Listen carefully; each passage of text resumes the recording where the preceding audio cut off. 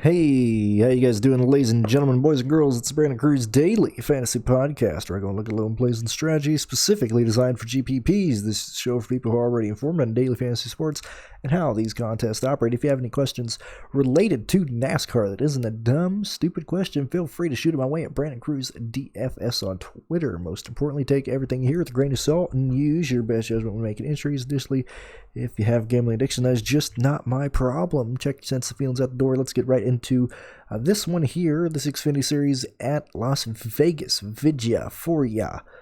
Let's get right into it here. I'm going to be doing a little bit different from the Truck Series, because the Truck Series is mainly just focusing on one lineup, and it's going to be the same thing here, but I'll go through the grid and tell you who I like, who I don't like, then I'll go into more detail, more like the usual. But for the Truck Series, it was just like, hey, this is this is how it's going to be. It's going to be a chalk fest in the Truck Series. So let's get right into it here. Go to racefortheprize.com to get the fantasy NASCAR spreadsheet that I'm using and that you need to be using as well.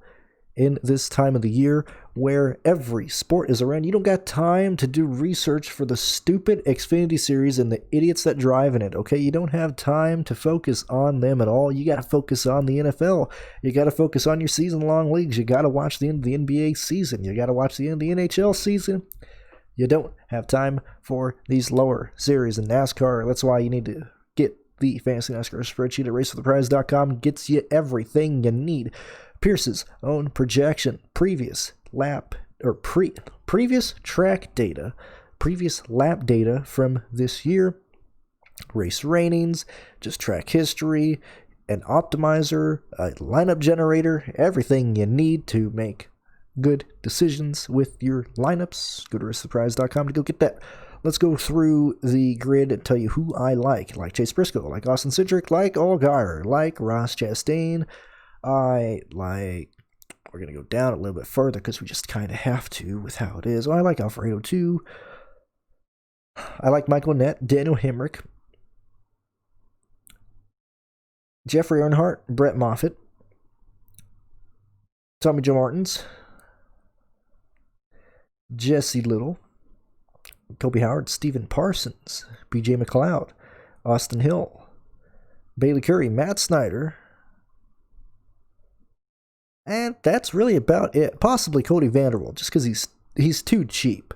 But let's break it down for you here. It's the playoffs. The playoffs are here. That means all the good cars are starting up in the front. It's going to be Briscoe or Austin Cindric leading the vast majority of the laps. I imagine these two are going to split. If anything, it's going to split between Briscoe, Cindric, and Allgaier, because these are the cars that have been dominant all year. We're back at a cookie-cutter track that should be very green flag racy. Shouldn't be a whole lot of wrecks or yellows other than the stage break. Maybe some wrecks farther in the back, one or two, or we'll have a debris caution or something stupid, but it should go green. That means the best cars should work their way up. Because of that, I think Austin Cindric leads more than Chase Briscoe. There could be an argument made that you need both in your lineup. I typically don't like doing a 1-2 combination in a lineup, especially for Xfinity, because in the Cub Series, it's been disaster this week, or this season. But I'd have to lean more on Austin Cindric. And let me back that up right fast. Because we don't have practice and everything, there's been a lot of surprises this year. There's been a lot of upsets. There's been a lot of people outperforming or underperforming. Let's look at Bristol in the Cup Series as last week. I know this is the Xfinity Series podcast, but let's look at the Bristol race.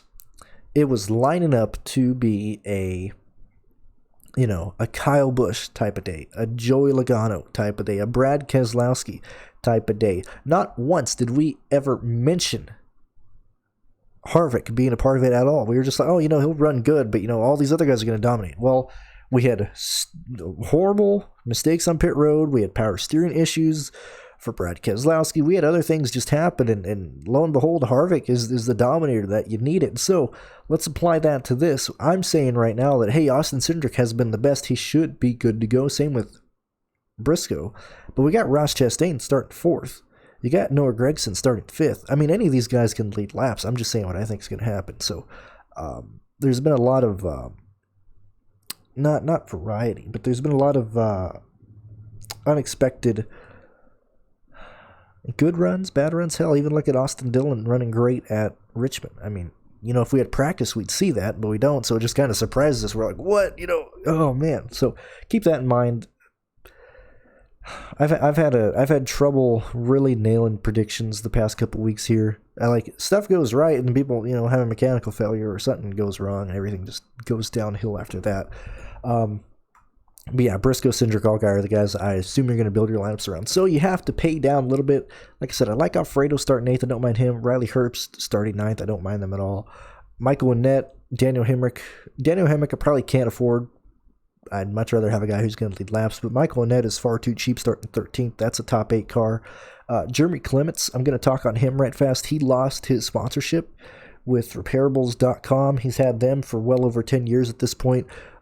Which tells me that I think that team is in trouble. You don't just leave a partner that long randomly in the middle of the season. I understand we got COVID going on. I understand there's still a pandemic, but just the way that all this manifested, I mean, right now, Jeremy Clements does not have a sponsorship for this race in Las Vegas, and I'm recording this Thursday afternoon. No word has been made on that, so look, I think that 51's going downhill. He's going to go under. I think that team will not be around if it continues this way. I don't think they're around next year, so I want to stay far away from him as possible. Greg Alden, like I said, I don't mind. JD Motorsports should run very well. Jeffrey Earnhardt has a new sponsor this weekend that isn't really mentioned on their Twitter. Everybody's kind of just yapping about the TikTok car, but they got Forever Lawn for Jeffrey Earnhardt. I think Jeffrey Earnhardt is far too cheap. I think he's going to be the pump play that a lot of people land on, $5,100. Hell, even Joshua Williams at $5,600 isn't bad this week. Brett Moffitt in our Motorsports, a car that has had some issues yet again, things that should have been solved in practice, but we just don't have practice. So their last, let's look at Brett Moffitt's last 5 races. 26th at Bristol, Richmond 18th, 6th at the first Richmond race, 32nd at Darlington, 27th at Daytona. I mean, 4 out of those 5 races are outside the top 15. Those are just issues that we've seen pop up because they haven't had practice. His ownership's been low. I don't know if people are going to hop on him because he's starting 20th. I don't know that, but I like Brett Moffitt as a play here. We're back at a cookie-cutter track that he was running, decent at earlier in the year. That's really the only reason they're still around, is because he was running well at these tracks earlier in the year. I imagine they're going to come back, but we got to check out the ownership for them. Tommy Joe Martin's at $6,400 starting 22nd. And I mean, it's hard to tell ownership 2 days out. I don't mind him. Jesse Little for JD Motorsports as well. Don't mind him as well. Kobe Howard, yet again, perfect punt play, perfect punt price. I don't mind that at all. Stephen Parsons, I told you last time, play him. Finished 23rd at Bristol. Was an amazing play. Should be the same thing here. He's got a lot of good sponsors for the next 5 races. Should run very well in that BJ McLeod Motorsports machine. BJ McLeod starting 28th, $5,800. That's not bad at all. Austin Hill is returning. Boy, oh boy. He is sponsored. This car looks good. He is way too cheap. Should be around $8,800. Should be around $9,000. This is a lock-in. Dexter Bean, not really interested. Bailey Curry, Matt Snyder. Let's talk about Matt Snyder right fast, because boy, people get freaking tilted here. Richmond, the first Richmond race, 31st. Oh, that's race rating. Let me go back. The first Richmond race, 36th. Didn't run well. He was starting and parking. Second Richmond race, just wasn't on par. Bristol, here, 35th. Last week, sponsored car, good. Had a motor issue. Just, they basically blew a motor without destroying the car. Those are mechanical failures. That's not Mike Snyder being told to start and park. That's not him in a bad car. I mean, these are mechanical failures. These are, just part of racing. That's not scaring me off of Myatt Snyder. If anything, it's leaning me towards a Myatt Snyder, Austin Hill, Brett Moffitt type build. And, I mean, people are scared to play these guys. I mean, Myatt Snyder last week had ownership around the 20. Sorry about that. Let's look and see what his ownership was last week at Bristol, because I think it's going to be very similar to this. Let's see, NASCAR Xfinity. Myatt Snyder, let's check this out here. He scored a whole 3 points.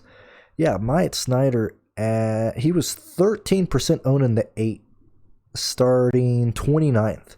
So Myatt Snyder at 9,100 this weekend. Is he going to be around 13%? That's wild. 13% on Myatt Snyder. That's crazy.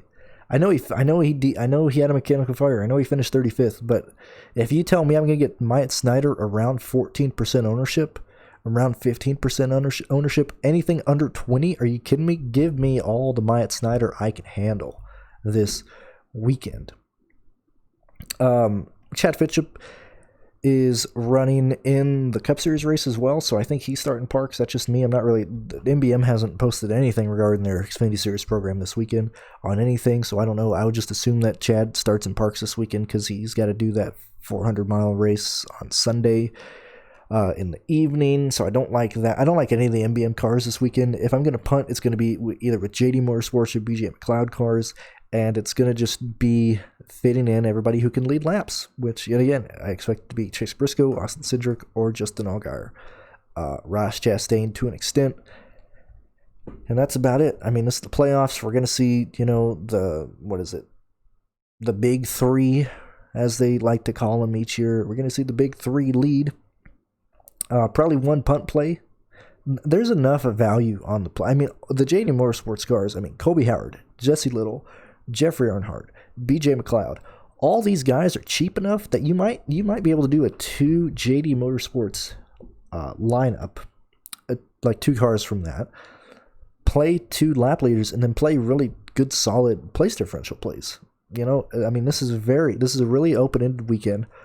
We had a lot of good guys perform bad at Bristol, so they're starting farther back, so you can very easily fit them in lineups as well. And I think that's about it. I think I've covered everything that I wanted to talk about this weekend. I got a Patreon link in the description below. If you feel like if I've helped you out at all at any point, feel free to donate through that. I normally don't ask for you guys to like and subscribe, but you don't have to like. But if you can subscribe so I can get monetized on YouTube, that'd be fantastic. I'd like to do that within the next 6 years. That'd be awesome if I can make 7 cents off of each video. And that's about it, guys. Best of luck. Enjoy this weekend's race, and we'll talk later. Peace out.